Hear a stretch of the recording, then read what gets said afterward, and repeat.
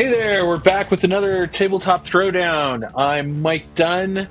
We've got Dan Heekin tonight again, and Stephen Starkey has joined us for this episode, which means, yes, we're probably going to be talking about D&D somewhat, because that's why I usually bring Stephen in on these. Because, yes, he is our D&D historian here at Gamingtrend.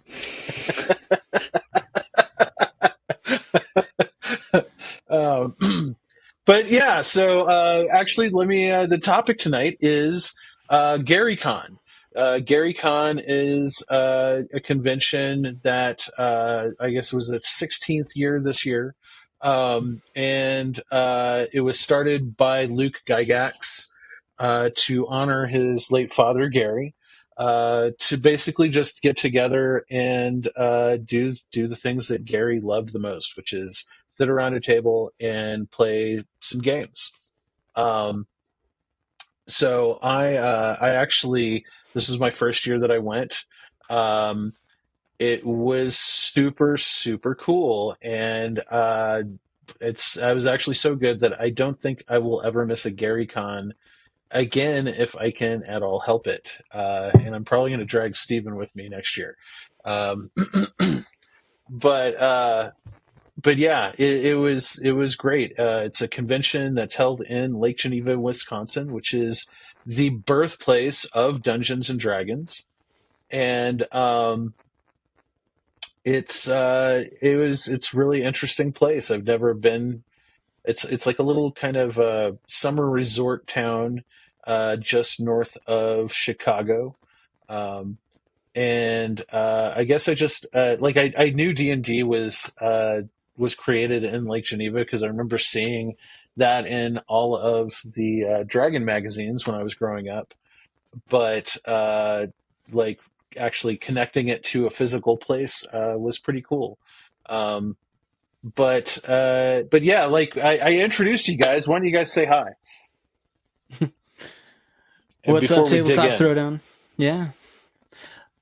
So I'm really just interested to hear more about, just the whole experience. I mean, D&D goes back for a while, and I'm looking forward to seeing what your experience was. If you got any updates about upcoming things, or if it was just all old school, or what kind of things. So I'm looking forward to digging into that.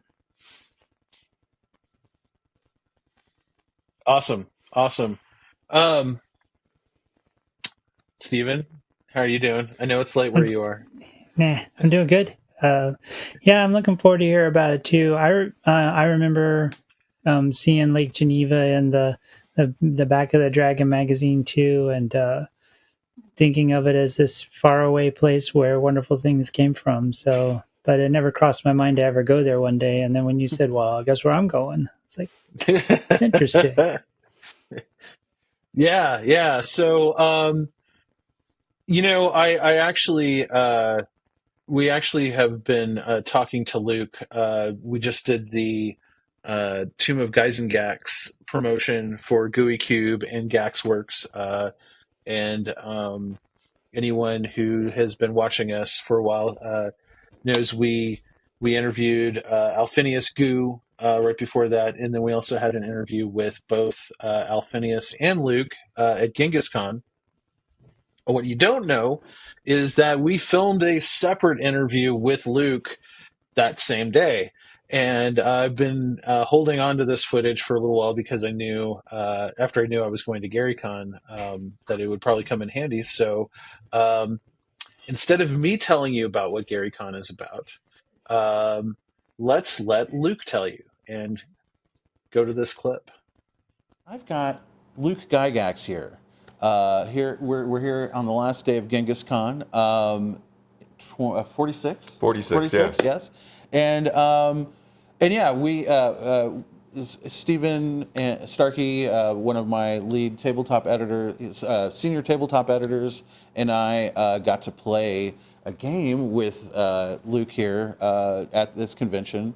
And I thought it'd be cool to kind of talk about the world that you created that we got to play in this Absolutely. week, and also about what you're doing with Gary Con. So Yeah.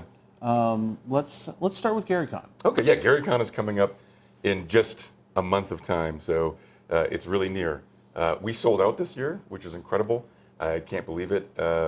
Over 3,000 people in the little town of Lake Geneva. For those of you who don't know, only about 7,000 people in Lake Geneva itself. So this is a major event at the Grand Geneva Resort, which was once upon a time called the Playboy Club, way, way back in time. Wow. And why do I mention that? It's because Gen Con 10 was held there at that establishment simply because it was the largest place in Lake Geneva, and Gen Con had grown into the thousands, low thousands.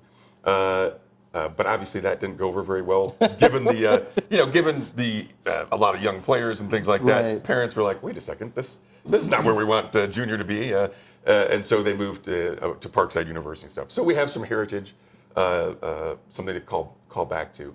But Gary Con is a memorial convention that I started. Did you put bunnies on the shirt that year? No, we didn't. No, Sorry. no, can't do that. That just wouldn't work out very well. Yeah, that's a bad move. It's a bad move. But no, Gary Con's a memorial convention that I started in 2009 after my father passed away on March 4th, 2008. And so many people reached out to me and my family by, on forums and even phone calls. I was in recruiting command at the time in the Army. And senior people looked me up and called, and they just wanted to leave a message to say, my condolences, your father was important to me when I was growing up. But that message was from all walks of life, and anywhere from video game designers to doctors and lawyers or construction workers, right? It didn't matter. Everybody plays D&D. It's across all the spectrum of people. But to many, it has made a significant impact in helping them discover themselves, and maybe overcome some challenges that they've had. And that was a common theme I saw in these messages. I was like, wow, this is more than just a really fun game and a way to make great friends. It does a lot for people, and more than I had thought about it. And I was like, wow.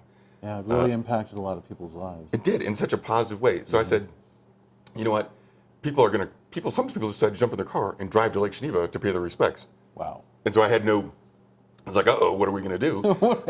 So I said, okay, after the funeral, let's rent the American Legion Hall, which was the site of some early conventions, including early Gen Con, like Gen Con 2 was there, as well as some other spots, 2 or 3, I can't remember perfectly. And we brought food to pass. There was drinks, good cheer. We put up the D&D cartoon and the Futurama episode that he was on. I set up a podium, and people could come, play games, share their favorite story about my dad, and celebrate his life. And that's what we did.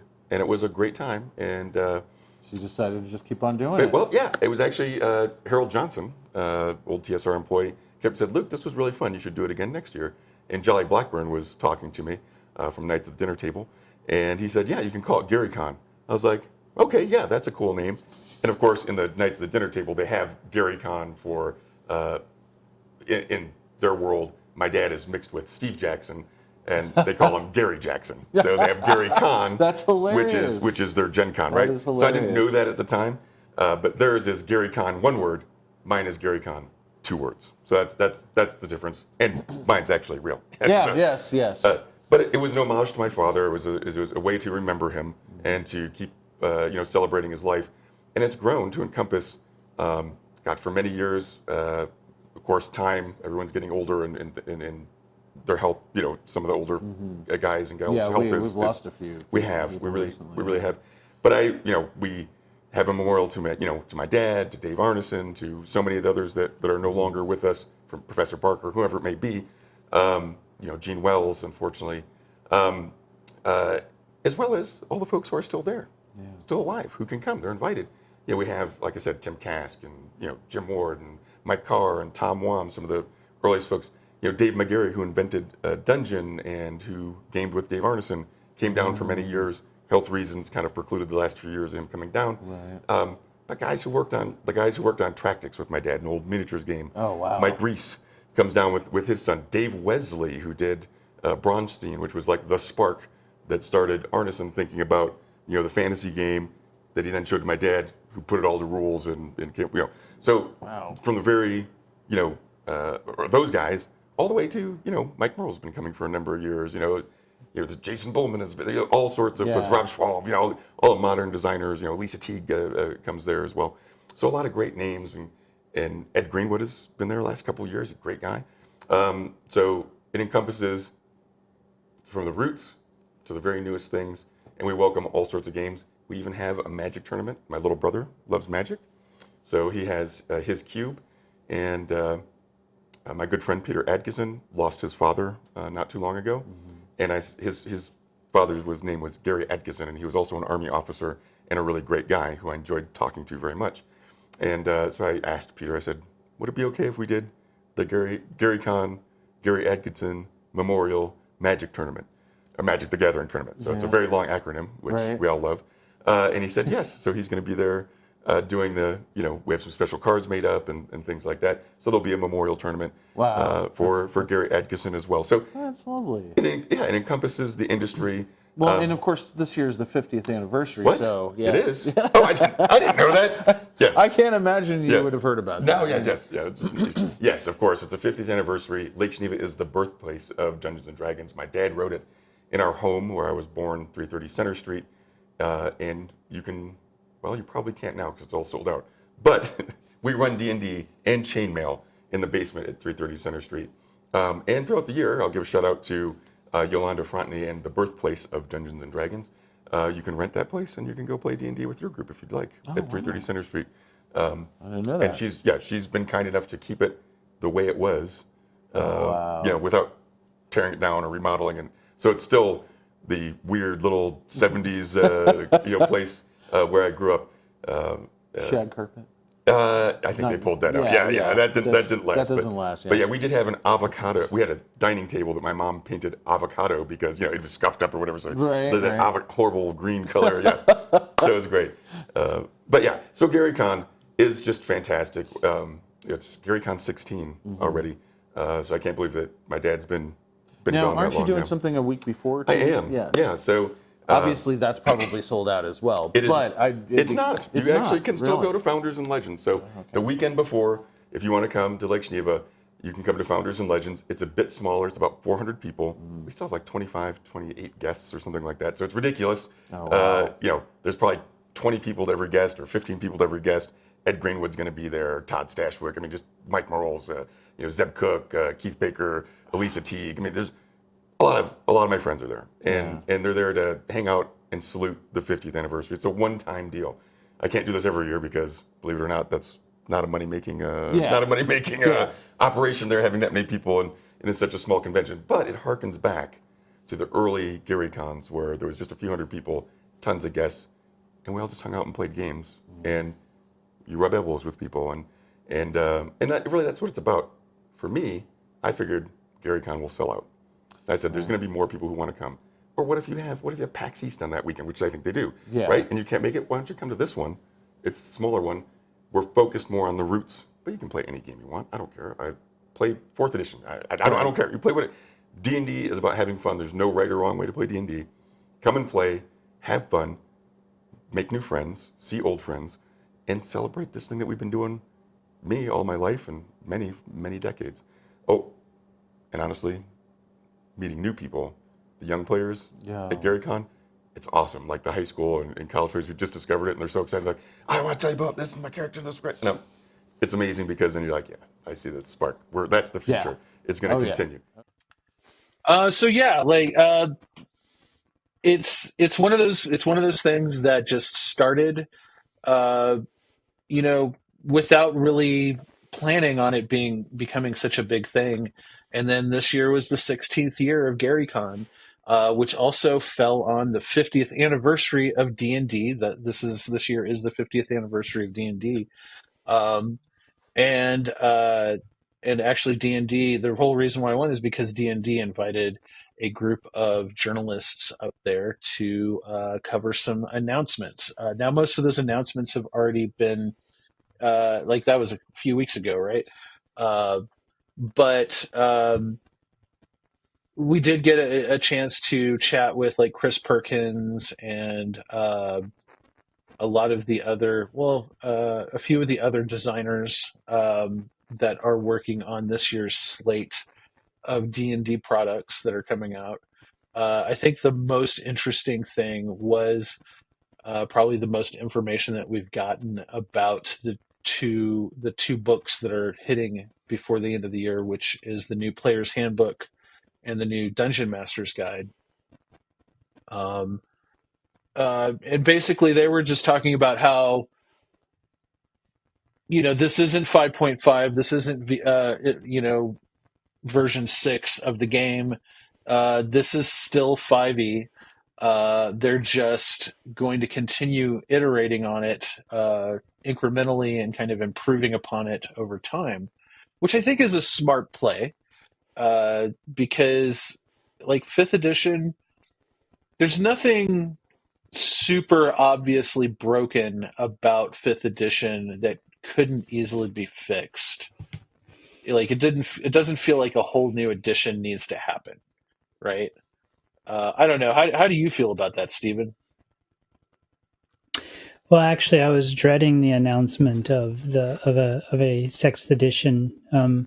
Just looking at my shelves, I mean, if you look at the people that are trapped in the wargaming hobbies that have to deal with, I don't know, I think Warhammer 40K is on its 13th edition now or something like that. Yeah. It's a lot, and dealing with the cycle of army books that comes out.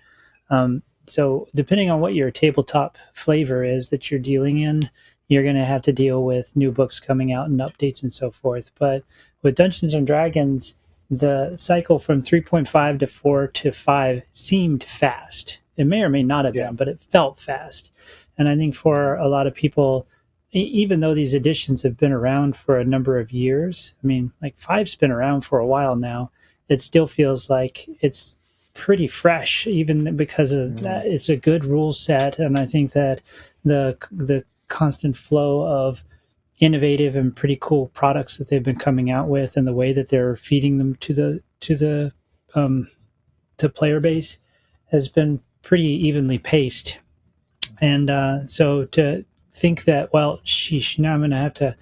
I mean, you don't have to. Nobody has come in and stolen any of my books. They didn't come and repossess 3.5 and go, no. Now you're up to 4. So, but still, as the player base moves on to the next one, you can continue to play the old editions, but having the most recent edition gives you the access to the most recent products that come out. And whenever a really cool module hits the table or hits the marketplace and then your table, having the most recent edition is probably going to be where a lot of people want to be.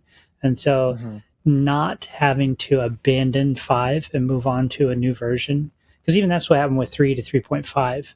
I mean, it was a half increment, but it was enough of one that you ended up buying the 3.5 edition of all the books. So I mean, you may as well have called it 4. So yeah, I'm excited to see it not just drop everything behind. Yeah, and I think for me, like, as a relatively new player to D&D or to tabletop RPG, in general, it's nice to see what 5e has accomplished. I keep diving deeper and seeing, how much it's spread across, just into different IPs and how people have brought it in. I mean, I've got a copy of Lord of the Rings that has been adapted to the 5e, from its original, source material. And it's been nice to be able to kind of take an idea or a setting that is popular, and to get some of those new players in. And that's really how I kind of got started with some of those, the tabletop, the tabletop genre, even in general, was learning some of those 5e, doing a little one shot through one of our local game stores during COVID. And then I've been able to kind of matriculate into different ideas and different systems.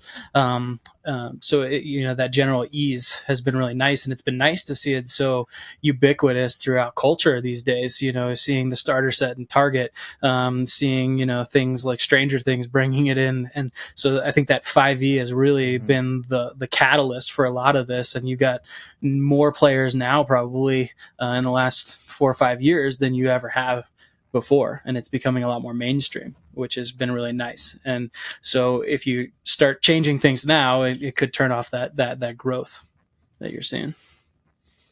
Yeah, and like, I mean, you'd have to really be in the weeds on the current edition to really kind of pick out, all right, well, this is broken or this could be better. But you know what? Like, I feel like the the underlying structure is still incredibly solid with 5e, and it would almost be consumer hostile to change it at this point or change it too much. So Right. they aren't, and in fact, one of the things that really piqued my interest, there was a presentation on the new Player's Handbook, and they were talking about how they could make the way the information is that's in the books organized better, like in a way that makes more sense. And to that extent, they actually hired an external user experience studio. I can't remember the name of them off the top of my head.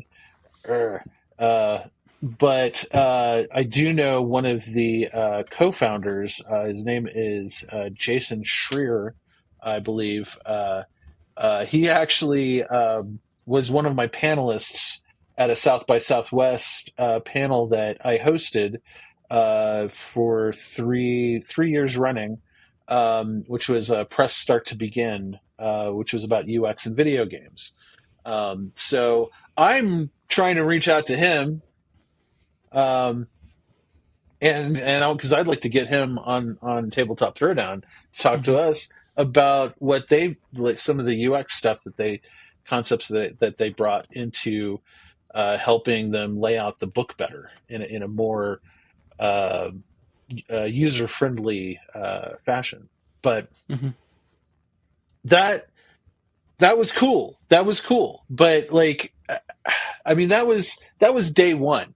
We basically spent an entire day just listening to them talk about like the new Vecna adventure, the new books, the Infinite Staircase adventure, which is basically updating for 5e a bunch of classic modules from back in the day, including what was what was the one that had the it was sci-fi but disguised as D&D, like where you find like an alien Expedition to the ship. Barrier Peaks. Expedition to the Barrier Peaks. Yeah, they do an update of that one. They do an update of Pharaoh, which was one that I really liked. It was part of the Desert of Desolation series. Um, just a lot of classic stuff, and to help celebrate 50 years of D&D. So they had a lot of cool stuff, and in fact, we got to, like, literally, I stepped off the plane.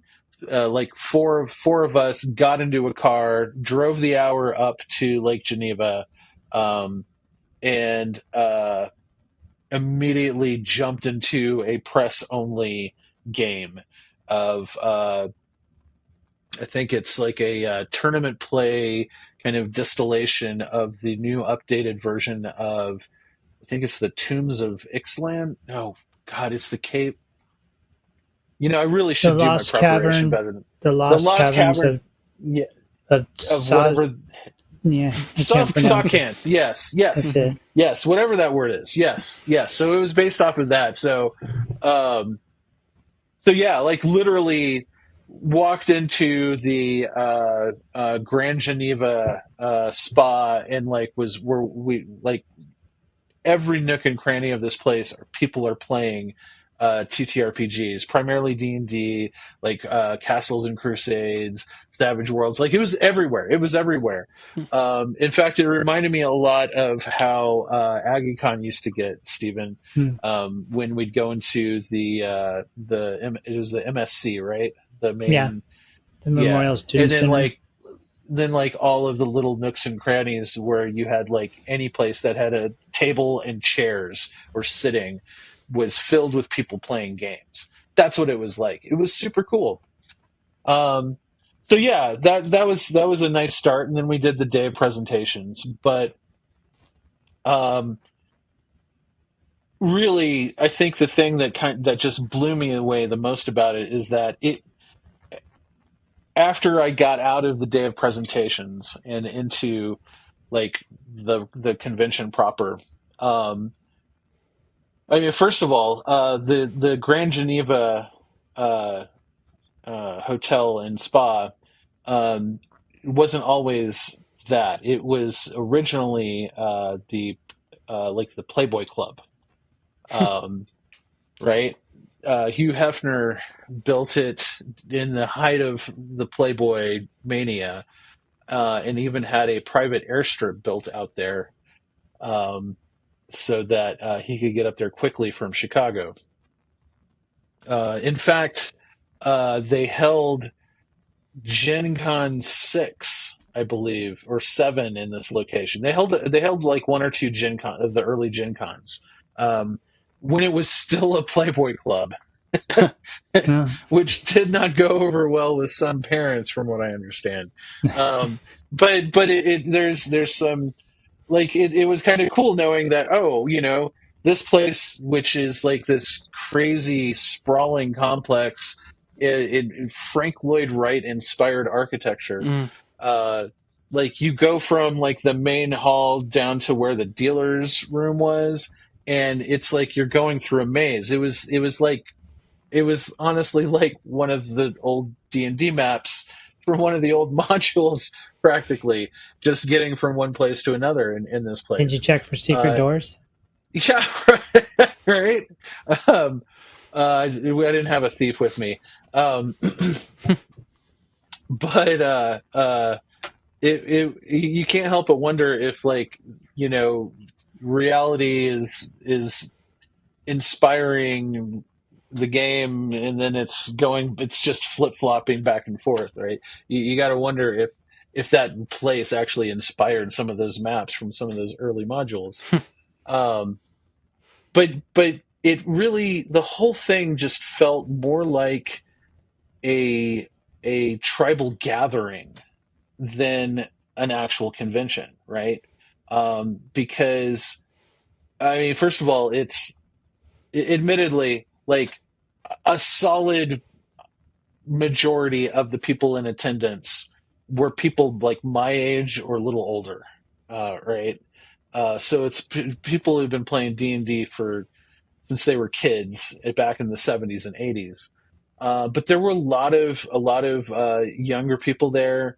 There were a lot of the people who actually worked on early D&D, like Ed Greenwood, and Errol Otis. I got my copy of Deities and Demigods signed by Errol Otis, the cover artist. Um, uh, uh, Jeff Easley was there. Like, I mean, it's just, it. Ed Greenwood. I met Ed Greenwood there, like, in person finally, and it was just crazy. And then, like, you have those people that are like celebrities in D&D, right? Like, anybody who's been playing this game for a long time knows who these people are. And then you have, sitting at the next to you at the bar, you have Joe Manganiello and Vince Vaughn and like one of the showrunners for Game of Thrones hanging out. And Tom Morello, because they're all in a D&D game group together in LA, right? And this is the con they go to go have some fun. Um, it was crazy. It was nuts. It was so much fun. It was a How ridiculous amount of fun. how many people? How many attendees are there? I think it was about 3,000, maybe 3,500. So still Okay. pretty small. Um, but it like, and I think they could still kind of take over more. But just to give you an idea, the population of Lake Geneva, Wisconsin, and I believe Luke mentioned this in the interview that we just watched, I think is only around 7,000. So, but you got to remember, this is also a town that is accustomed to having, like, 7,000. Those are the townies. Like, Right. this is a town. This is a town that has been a destination for, like, the affluent people from Chicago since the turn of the century or earlier. I'm not talking like, you know 1800s to 1900s, not the most recent turn of the century. You know, we'll get into the tour a bit, but I don't have a picture of this, but like we were shown like there were locations where like Duke Ellington played. You know, and I mean this is not an easy place to get to, right? This is not like a rustling bustling, you know, place. It's just a little town in a nice part of Wisconsin that that happens to be really nice in the summer, and so all these different resorts and spas sprung up to accommodate it. So it's very, very interesting dynamic to the place. But And you know what? I think what Let me let me show you some pictures real quick. All right, so this was the main bar area. This was like the main, this like the entrance to the whole place is off to the right center, right? So this is the main kind of bar area. We're looking out towards the entrance, and I believe this was during the charity auction. But you can see it's like got this weird like architecture kind of lodge looking situation. This was where everybody gathered at the end of the day. To drink and mingle and have fun, and and it was super cool. And like you know like those two balconies, I have no idea how to get there. Uh, right? It's the place is kind of like a maze. Um, It looks kind but of like the foyer from a 1960s, 1950s ski lodge. yeah, totally, totally. yeah, not The Shining or Um, anything. You know. yeah. um, so so yeah, why don't I just dive into so we got there that night, played a game, which was great. It was a great way to start the con. The next day, did a ton of presentations about upcoming products and the 50th anniversary celebration. Um, and then the next day, the next few days, we were largely left to ourselves. But there was one thing we got to do on Friday, and that was Michael Whitwer, who who's written a number of books. He wrote a book about the history of D&D. And I was going to bring it down here to hold it up, and I totally forgot. Uh, Basically, he's become sort of a. Let's see, that's funny. I typed in Michael Whitwer and it found his brother. Sam Whitwer. Sam Whitwer. That's a name that some people who have followed Gamingtrend for a while might know. Um, Sam Whitwer was Starkiller in the Force Unleashed games, and he also does the voice of Darth Maul in the animated stuff now. That's his brother. Sam introduced Michael to D&D back when they were kids, and they both got hooked. Yeah, he wrote Empire of Imagination, which is an interesting history of D&D and Gary and everybody who worked on it. He also wrote Art and Arcana and Lore and Legends, and also has co-written the Two Heroes Feast cookbooks. Interestingly enough. But yeah, so I believe they grew up in Chicago, and he used to go up to Lake Geneva all the time, and he guided this amazing tour of all of or at least most of the really relevant historical places that relate to the creation of D&D and the early years of D&D. And I thought I'd actually share that with you guys a little bit because I did take some pictures. I posted all this on Twitter, but I think you mean X. You know, whatever, Twixer. But like this is Gotta open this up again. Thumbnails. Yes. So this is the he even made a map Oh, nice. of the locations that he was going to take us to in the old blue line style, the mimeographs blue line style of the old maps in the original D&D modules, which I thought was Yeah. awesome. I still have a copy of this. I'm going to frame this. It's really cool. But Did yeah, it all of smell these like a things. mimeograph? It did not. It Oh, was bummer. actually a very lovely color print, which was almost disappointing, but not quite. Um, but yeah, let's dive right in. So this was Gary Gygax's childhood home. Um, Now, Mike Whitwer, who actually has agreed to appear on Tabletop Throwdown sometime in the future. I just need to tell him when. He's going to come on the show sometime. That'll be super fun. He would do a much better job of describing this tour than I would because he did a fantastic job the day of. As a matter of fact, every one of us were like, you should do this every year. You could probably. It'd probably sell out every year, um, and so they might actually do it as like a charity thing for a location that I will show you after this one. Anyway, this is Gary's childhood home, and apparently he swore up and down he was convinced it was haunted. Um, this is actually uh, this is ground zero for the creation of D&D. This was the house that he lived in when I believe the only other occupation that he had while he lived in this house briefly was I believe he repaired shoes, and that didn't work out too well. um, but this is the original house, and I can show you 330 Center Street.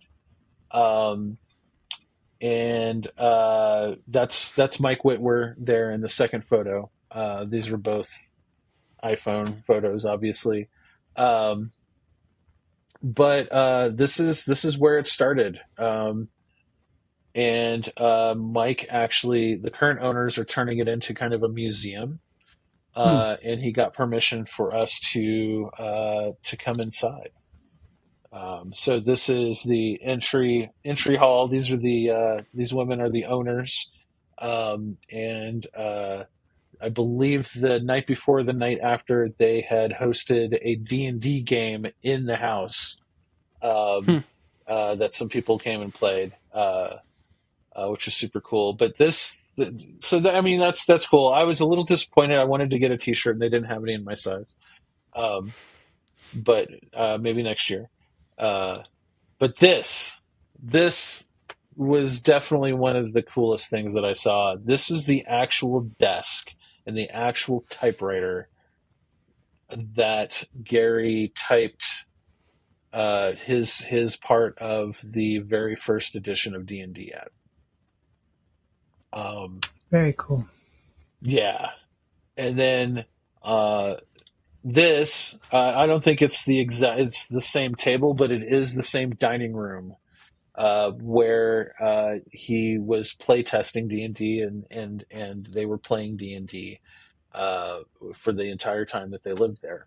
Um, it's just kind of I mean, I've been to historical locations before. Like you go to Europe, you go to castles, you see all the places. Maybe you go to like a I think like a lot. I went to a lot of stuff in Berlin when I lived in Berlin, right? Like crazy stuff from World War II and like long before, and like it's cool to look at, but I didn't really have like a personal connection. This I had a personal connection to, like just connecting that the game that I played since I was a kid was like hashed out in this room or on that typewriter on that desk was really I don't know how to describe that feeling. Um, but and then this was the stairs. We didn't go upstairs, but I loved these stairs because this is from when they lived there.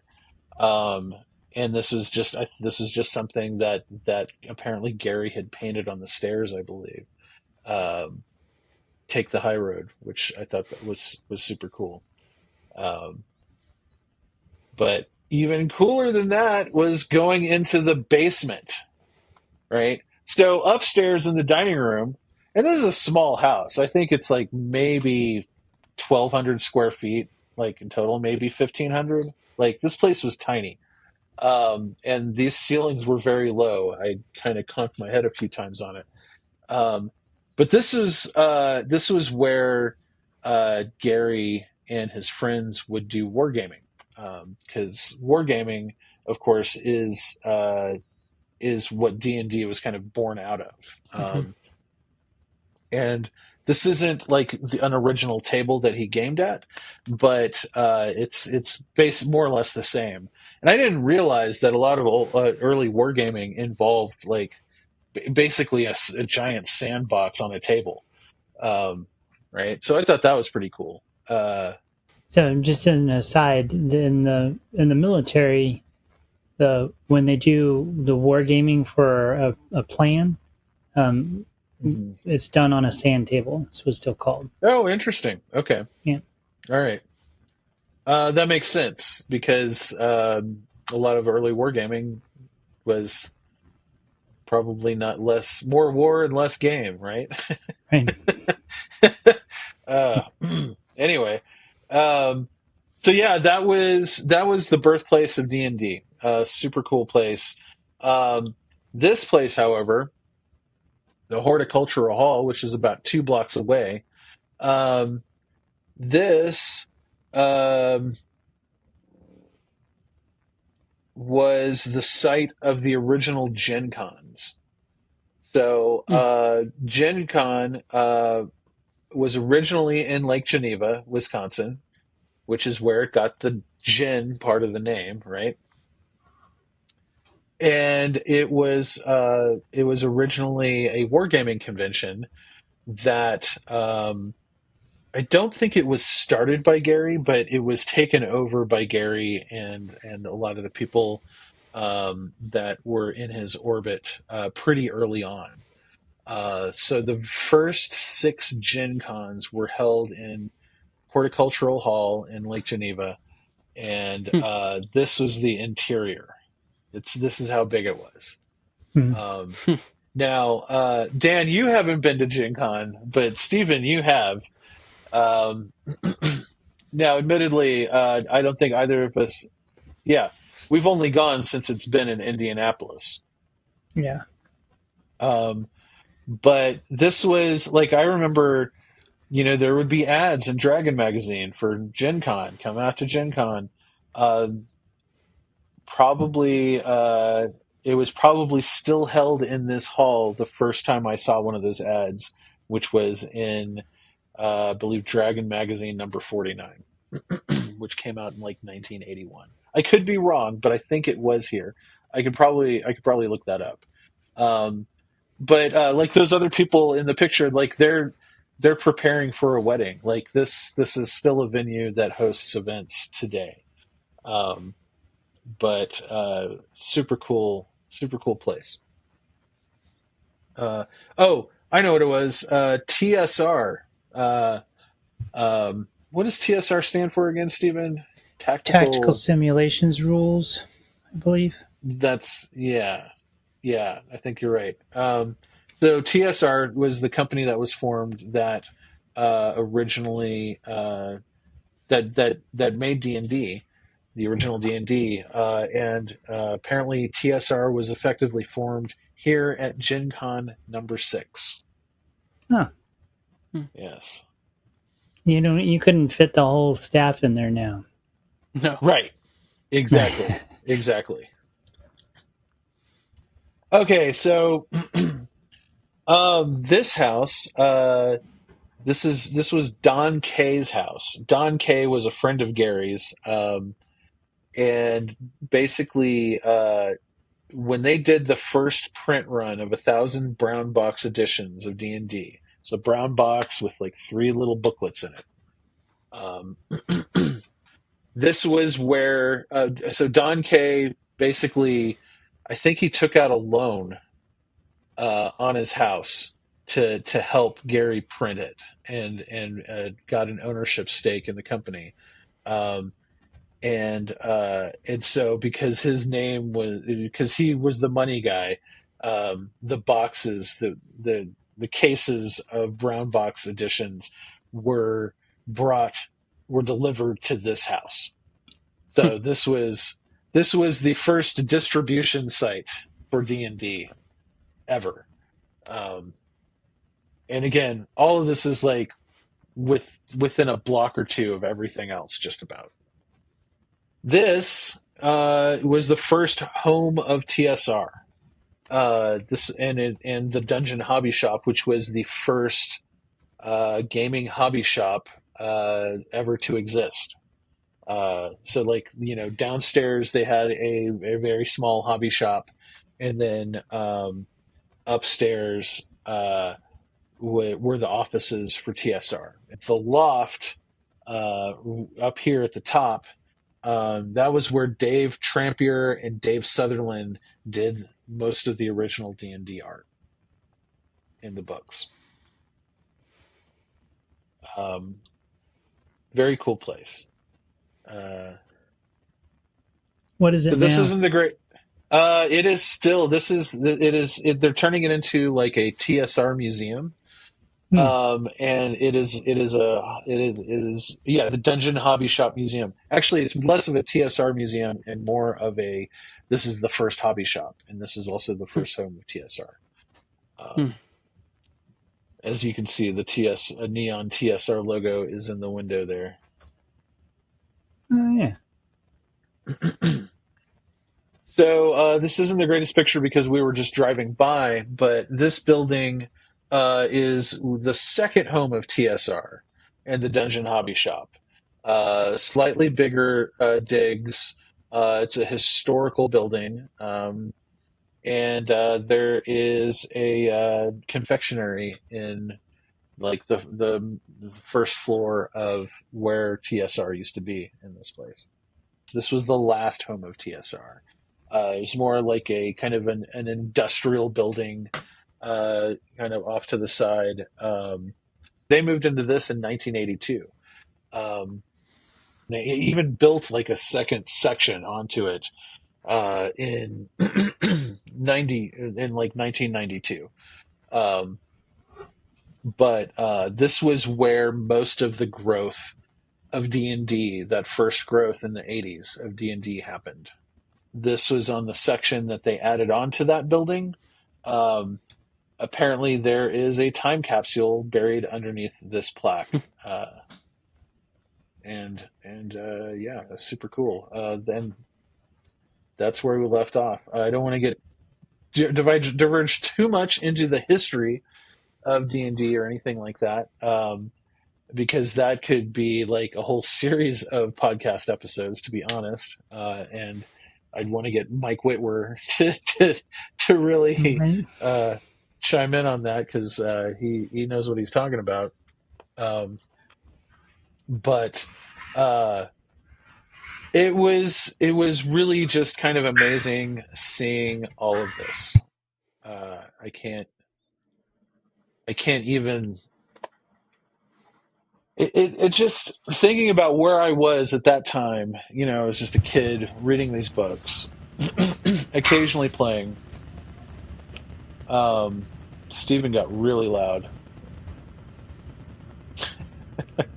Is it loud? Okay, now it's dying down. We're good. I cut the microphone off weird. for a second because of the dogs. Yeah, I figured.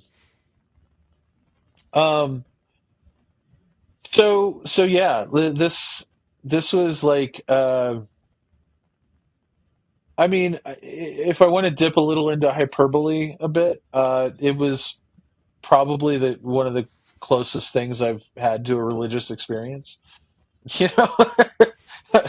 um, like it really kind of it grounded a lot of like these lofty childhood ideas I had of what D&D was and who was making it. You know, yeah, Well, I could see that. I mean, for me, I don't tend to like fanboy or geek out about very much stuff. Like even whenever I meet really very famous people, it's kind of like, oh, that's cool. It's a famous person.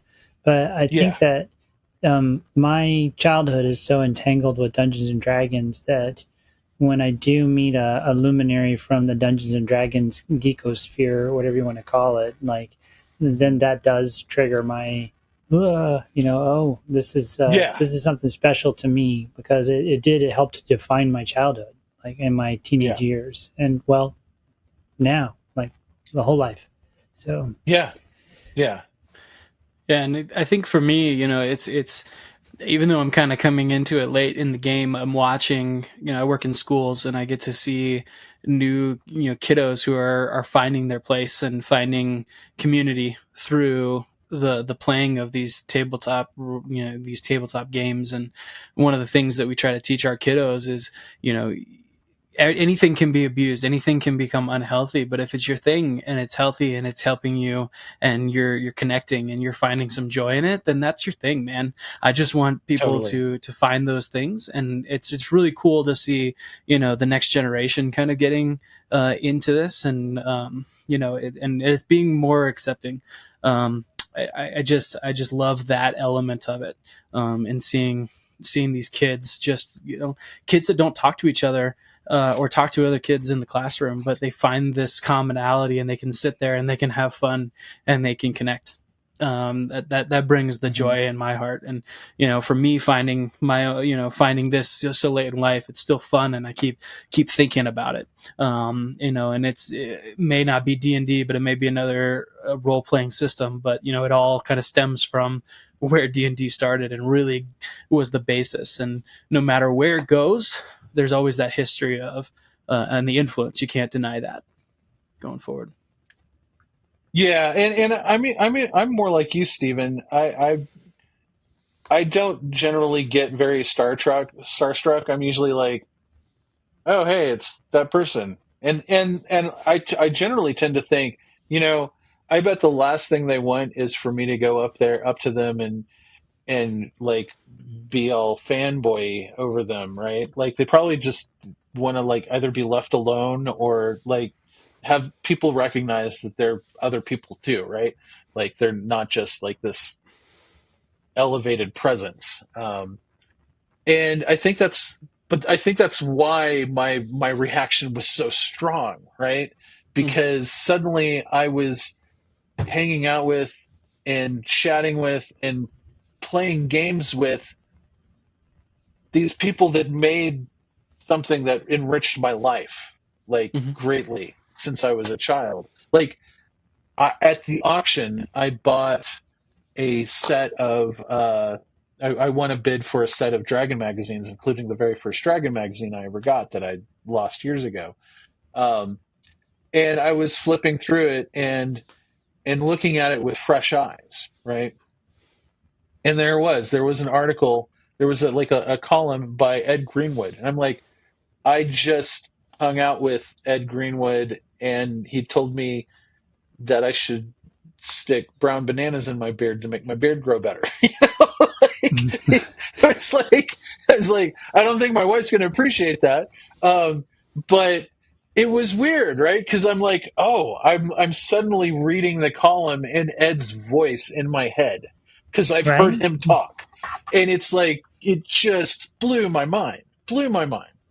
Um, and all of these people are just like, it's not like making D&D really turn them into celebrities or even made them like enough money to like take care of themselves into their old age.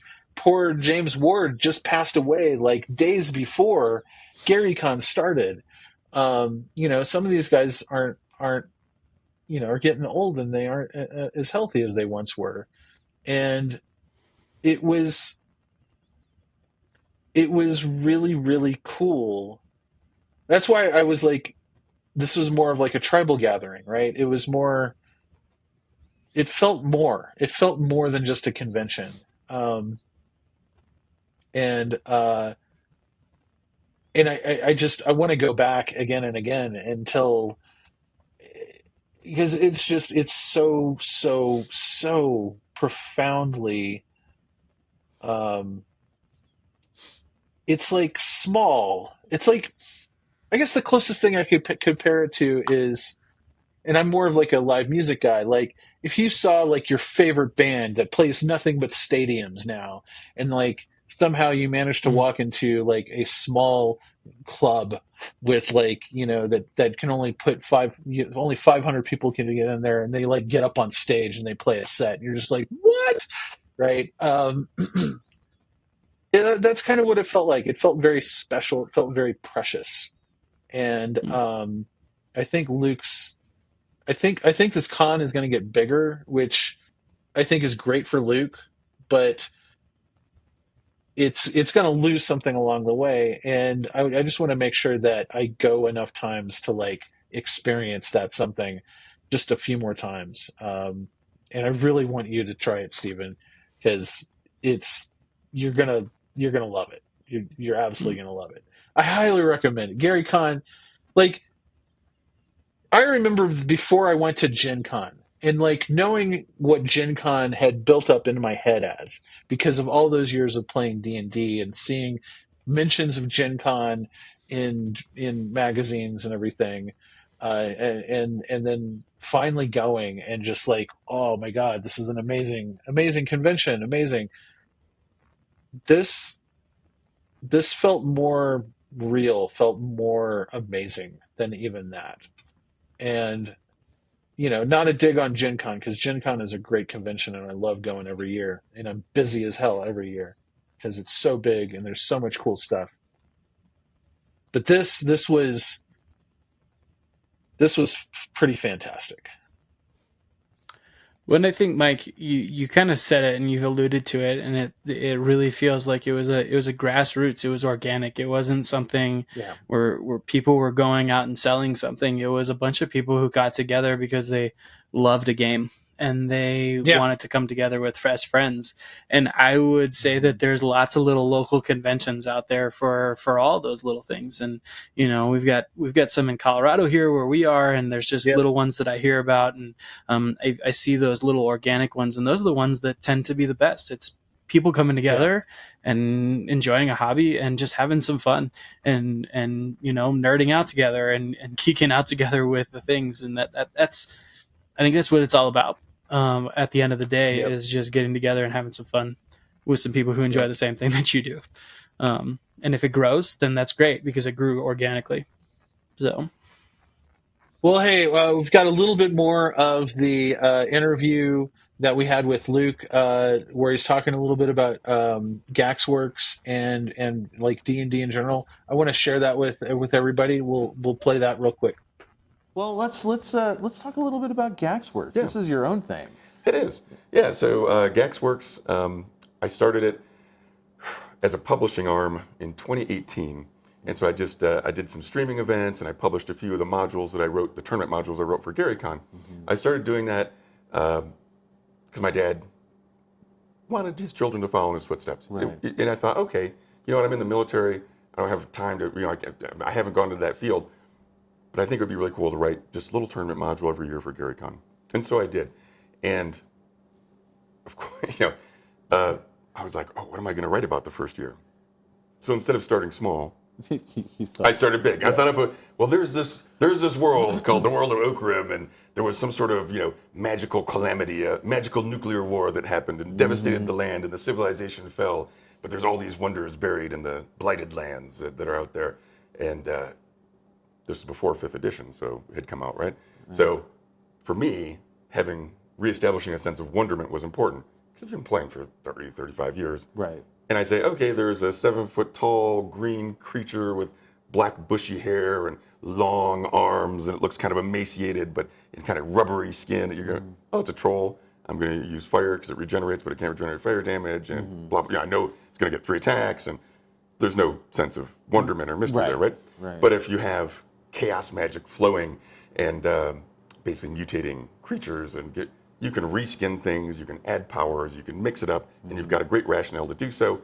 And I liked the idea of sort of taking Gamma World and D&D and kind of mixing them together a little bit, so you get a little bit of science. You know, if technology is sufficiently advanced enough that you don't understand it at all, it may as well be magic, right? Right. So that was kind of what I was thinking. Exactly. So this old civilization essentially could do things that we would do today or possibly in the future. What we do with technology, they did with magic.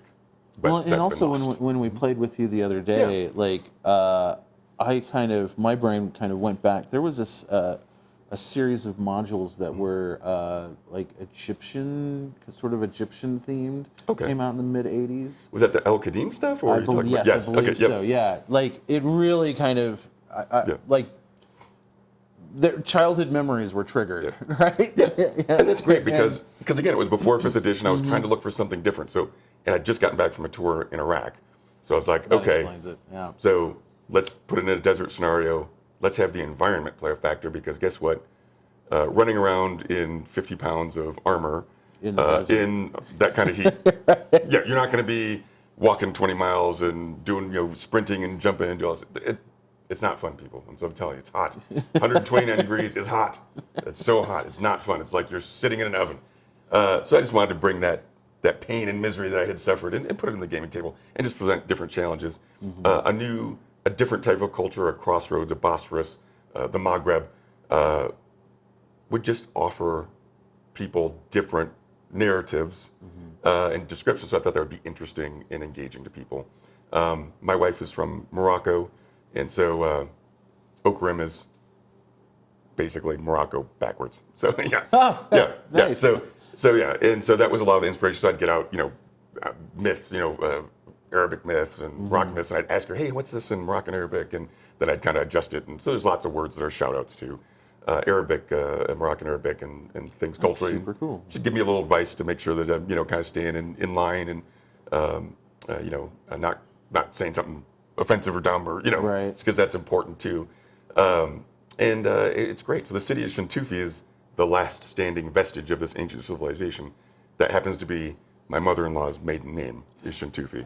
So it's a shout out to her. Fantastic. Zara Shintufi, unfortunately, she passed away last year. She's no longer with us, but was a very welcoming woman, and I liked her quite a lot. So I thought that was a nice homage to her. And then I've named the 7 gods of Okrim.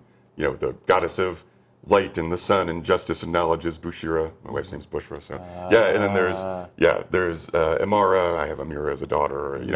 Mirali instead of Miriam. Is one of the gods. And then Sabrina is called. We nickname her Bean. We call her the Bean. So Dabeen, the god of chaos, and so she has a little bit of a temper. So that's Dabeen. So yeah. So of course I throw out those things just like my dad did with Greyhawk and these sorts of things. So carrying on a little bit of a family tradition. And since I retired, I've been able to put a little bit more time into developing Okrim because, oh my gosh, it is a lot of work to do world building. World building for yourself to play in, you can keep it all up here. It's great. No problem, man. Now I have to explain it to other people, and then they ask questions like, well, I hadn't thought about that. Yes. You said. So it's much more difficult. So I have enlisted the help of a couple people. Matt Everhart has been helping me co-write some things. We've set up a Patreon. People are contributing some works, and oftentimes we'll discuss with them, and I'll give them frameworks to work in. We have a little internal primer that we're developing, so we can share some of that info with them. And I met a gentleman named Rob Howell, who's a great guy. He's an author. I met him at 20 Books as an independent author, and he played a cleric of Bushira in Eye of Shintufi and Heart of Shintufi. He played Hadvis Thorn, and so he's like, okay. He's like, well, what about these things? And I said, well, here's like the paragraph or whatever. And I kind of gave him, a couple more sentences when he asked questions. And he's like, okay. And then he came up to me afterwards. He's like, I really love this sort of stuff. I love researching, religious histories from medieval people. He's like, I'd love to write this up. Write your pantheon? Yeah, I'll give you a sample. Write this one up. I was like, okay, sure. Why not, Rob? And he did. And I was like, wow. This is great. I wouldn't have thought all this cool stuff. Right. And so he's helped me flesh out the whole pantheon. All the guys. So I gave him my few pages of notes or whatever, and we talked about things. I was like, great. And here's where this order is, and here's this and that. And I'm like, fantastic. Now I'm populating these places that I just had a few sentences on, and knowledge up here. People ask, I'm able to tell them, and then the world comes to life, right? Because trying to do it all yourself, I'd either have to become a hermit and sit and write, just this, or you have to bring in help. To paraphrase something else, it takes a village to build a world, right? It does, yeah. I think we should use that as a question. Right. It takes a village to build a world. Yeah. And I also found, and this may be something that's a consequence of all the role playing that I did growing up, I work better in a team. Yeah. So I think that's Collaboration is where it's at. Right. The military teaches you to work Yeah. in teams. You do a lot of team, group. You're convincing the group. You're coming up with ideas as a group to overcome challenges in D&D. I really like riffing off other people. What about this? Okay, great, yes, and then we'll expand upon it, come up with a framework, and boom, then we can go. I think you get. Well, it's a lot of fun, at least for me. Awesome. Yeah. We'll definitely put a link to Gaxworks, Gaxworks' website where you can buy some of this stuff. Yeah, absolutely. And the Patreon. Yeah, and the Patreon. We'll put that in the description of the video below. But I wanted to, it's a little off the beaten path here, but I wanted to ask you some questions about your time in the military. Sure. So I grew up a military brat, and when I first got into D&D, I found I think the first book I got was Deities and Demigods, the original edition, at the base bookstore, right? Okay. And then it was like a couple of years before I even played after that, because I just read it and memorized it and bought a couple of more books. But when I finally did play, it was at a base rec center with GIs. Sure. I basically went and bugged the hell out of them until they let me play, like this little kid, 8, 9, 10 years old.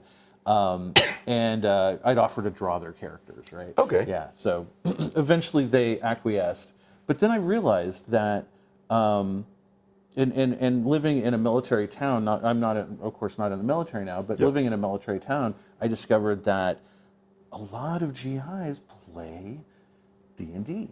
Yeah, it's very popular. Right. And I was wondering, in your time in the military, did you experience that, and did people just lose their minds when they figured out who they were? They did. And who you were? Yeah, they did. So I enlisted at 18. I would turn 19 in basic training, and went to Germany as my first station. But you're right. People would see the name Gygax and they'd go, "Any relation to?" And I'd be like, "That's right." They're like, "No way! That's so cool." And so it was a kind of two things. One, it used to bug me because as a youngster. Yeah, you don't want to be your dad. Yeah. You don't want to be like your dad. I'm myself. I'm myself. Yeah, yes. I'm doing this thing, right? So it was important to me to make my own way in the world, right? Right. But of course, it also was a great way to make friends Absolutely. and play games, right? Which I did. We played a lot of games. And why does it appeal to people in the military? Well, when you're out in the middle of nowhere and there's not a lot to do, what a great way to escape and have fun, build stories, be goofy, and laugh. And of course, make better friendships with people, right? So it just seems like a great fit. And so I'm still friends with the guys who I gamed with way back when I was just 19 years old in Germany, and they still come to Gary Con, about four of them. Fantastic. So that's pretty cool. Yeah, that's super cool. Yeah, one of them runs a Firefly game that Margaret Weiss plays in every year. She loves it because she's a huge Firefly fan. So she's always like, I get to play this character, and so he comes and runs it every year for her. So yeah, All right. world. Fantastic. Yeah. Fantastic. All right. Well, thanks for humoring me on that question. Of course. It's an interesting thing I've had in my brain for a while, ever since, and I mean, I have friends who were in the military that ended up playing quite a bit as well. So, well, awesome. Well, thank you, Luke. Definitely check out Gaxworks. Check out Gary Con. I really wish I was going this year. Yeah. But unfortunately, I'm going to a bunch of other conventions. It happens. I understand. There's so many great conventions out there, and I would say there's some great large conventions. If you want to come to a convention that feels like a family reunion for your gamer family, come to Gary Con. It's close knit. It's welcoming. You may come there as a stranger. You will leave with a lot of friendships, and I think that's important. That my dad really believed in that community. I told the story. I can't remember yesterday. people would come up to his door. This is like 2000s, and they'd knock on the door and be like, "Are you Gary Gygax?" And he'd be like, "Yes, I'm Gary Gygax." It was the 90s, 2000s, and they'd be like, "Oh my God, Mr. Gygax," and they'd go into their fanboy thing, right?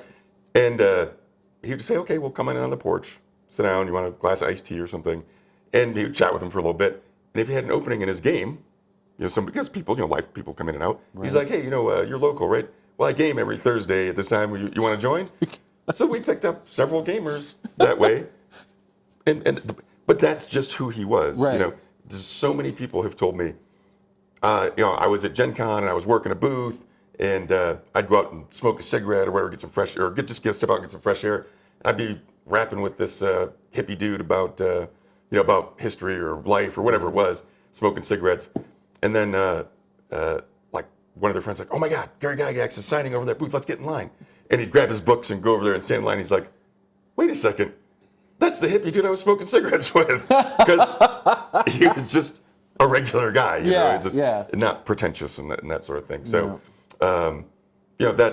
that's just the atmosphere, and I try to, that's what I understand gaming is to be. Is really we're welcoming. Believe it or not, a lot of us weren't always the most popular folks in the beginning. I know, it's shocking. Yeah. It's shocking. Right. So we're a welcoming community. To come and hang out. Back in the day, we had to keep it secret. You did. Yeah, because being a nerd wasn't cool at all. Yeah. One fun story they have is a guy who helps me still with Gary Con, and I won't say who it is just in case he doesn't want this out there. Right. But he was his parents were getting divorced. He was going through all sorts of troubles. He was at Gen Con and he was standing in line to have my dad sign something for him. Mm-hmm. And he was like 13 or 12, right? Mm-hmm. So I got up there and my dad could see in his face something was wrong. And so he signed his book. He said, "Hey, you just have a seat right there? And he would like between signings chat with him a little bit. And so he's like, "Hey, okay, what's your address? I'm going to send you some stuff, And he's like, "Okay." So I gave him his information, and my dad, sure enough, sent him like, a little couple items or a couple of D&D items or whatever. And he wrote him back, and then my dad wrote him back, and so they would correspond so often. And that meant so much to him that he still remembers it today, and he still wants to give to the community just because my dad was able, as a parent, was able to see something's wrong. Let me take a moment to try and help this kid out, right?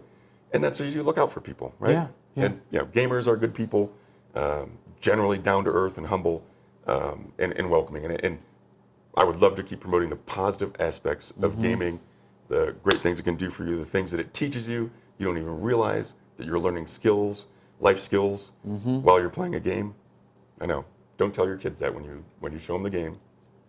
Just say we're going to have fun, but you're going to help them out. They're going to have expanded vocabulary. Yep.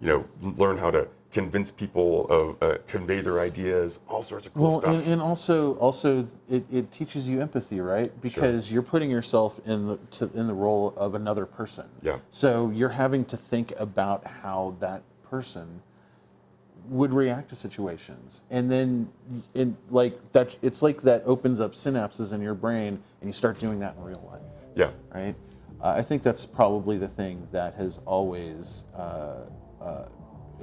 encouraged me over the years, and been a thing that I've passed on to my kids as well. So yeah, it's transferable. All those skills are transferable to your real life, and you don't even recognize it. And in the military, I always did well. I was, was a squad leader for all through basic training, which was horrible because you had a little bit more responsibility.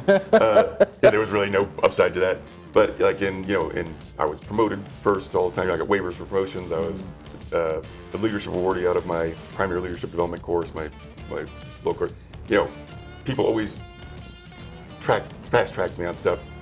And same thing in my officer schools when I had my lobotomy and went to the dark side. The military people will get that. But yeah, it wasn't because I'm some sort of superhero genetically or what. No, it's because I put in a lot of reps, being party caller and that sort of stuff. So I was used to speaking up, being in charge, accepting responsibility for stuff. So I just think those skills transfer not only to the military, it's pretty obvious in the military, but to a job. Hey, you have to make a presentation. Okay, I've dungeon mastered. I can totally present to a small group. No problem. I got this. So there's just a lot of great things that you can learn through role playing. And stuff my dad probably had no idea about when he made it. He was just thinking, whoa, this is going to be so much fun to play, But it turned out to be so much more, which is why it's going strong at 50 years. And I think it'll go strong for many more decades. Right. I don't think I'll be able to agree. see it to the 100th anniversary. I don't think I'll be here for that one, but I hope that it's still being played. I mean, we could all become cyborgs. That's by true, then, it could be, so, yeah. That's right. I might just be like one of those heads in a jar that Futurama. There you go. Awesome. Well, thanks again, Luke. Of course, my pleasure. Fantastic. And yeah, we'll be seeing you around. I'm sure we'll see you again. Sounds good. All right. All right. Well, that's all we got for this episode of Tabletop Throwdown. I hope you enjoyed it. Gary Con, I can't recommend it enough. Luke's doing amazing things with that. Thanks, Dan and Steven, for joining me on this little retrospective of my my visit. This is Mike and Dan and Steven signing off.